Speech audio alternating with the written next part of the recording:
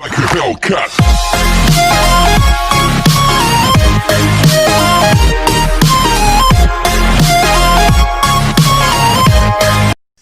Hello guys, എല്ലാവർക്കും പുതിയൊരു വീഡിയോയിലേക്ക് സ്വാഗതം. ഇന്ന് നമ്മൾ നോക്കാൻ പോകുന്നത് എങ്ങനെ നമുക്ക് സ്നാപ്സീഡ് ഉപയോഗിച്ചുകൊണ്ട് ഒരു ഫോട്ടോയുടെ ബാക്ക്ഗ്രൗണ്ട് മാറ്റാമെന്നാണ്. അതിനായി നമ്മൾ ആദ്യം തന്നെ സ്നാപ്സീഡ് ഓപ്പൺ ചെയ്യുക. അതിനുശേഷം അവിടെ ഒരു പ്ലസ് ബട്ടൺ കാണാനായിട്ട് സാധിക്കും, അതിൽ ക്ലിക്ക് ചെയ്യുക.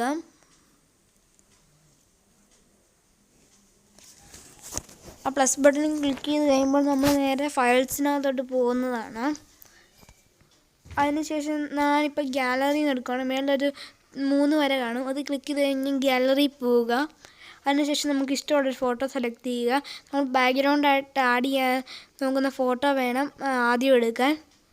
ഇപ്പോൾ ഒരു ഫോട്ടോ സെലക്ട് ചെയ്യുകയാണ്. അതിനുശേഷം അവിടെ താഴെ ടൂൾസ് എന്ന് പറഞ്ഞൊരു ഓപ്ഷൻ ഉണ്ട്, അതിൽ ക്ലിക്ക് ചെയ്യുക.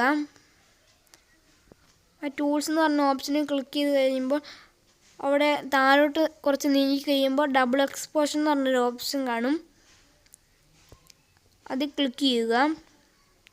അതിനുശേഷം അവിടെ ഒരു ഇമേജ് പ്ലസ് ചെയ്യാനുള്ള ഓപ്ഷൻ ഉണ്ട്, അതിൽ ക്ലിക്ക് ചെയ്യുക. അതിനുശേഷം നമുക്ക് ആഡ് ചെയ്യാനുള്ളൊരു ഫോട്ടോ സെലക്ട് ചെയ്യുക. ഞാൻ ഗാലറിയിൽ പോയിട്ട് ഒരു ഫോട്ടോ സെലക്ട് ചെയ്യുകയാണ്. ഞാൻ ഗാലറിയിൽ പോയി ഏതെങ്കിലും ഒരു ഫോട്ടോ സെലക്ട് ചെയ്യുകയാണ്.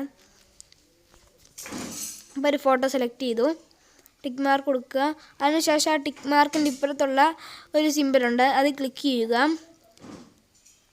അതിനുശേഷം അതിൻ്റെ ലെവൽ കൂട്ടിയിടുക. അതിനുശേഷം മേളിലൊരു ആരോ ഒരു സിമ്പിൾ കാണും, വരച്ച് കാണിക്കുന്നുണ്ട്, അതിൽ ക്ലിക്ക് ചെയ്യുക. അതിനുശേഷം വ്യൂ എഡിറ്റ്സ് എന്ന് പറഞ്ഞൊരു ഓപ്ഷൻ ഉണ്ട്, അത് ക്ലിക്ക് ചെയ്യുക.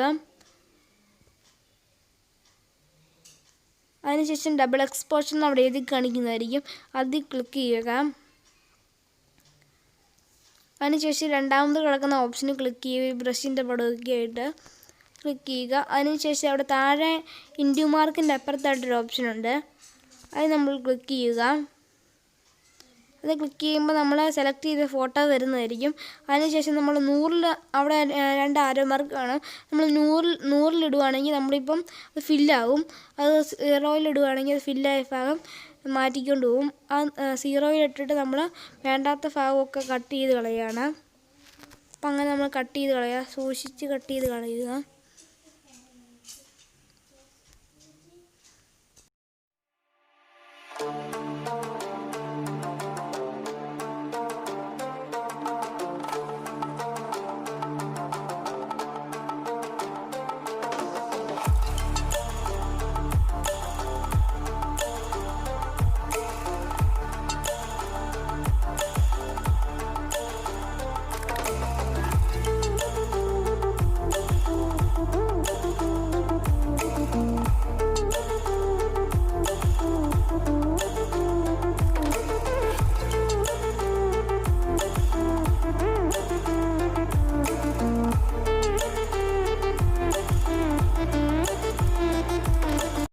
ഇപ്പം നമ്മളിത് ചെയ്ത് കഴിഞ്ഞിട്ടുണ്ട്. അതിനുശേഷം നമ്മൾ ടിക്ക് ഓപ്ഷന് ക്ലിക്ക് ചെയ്യുക.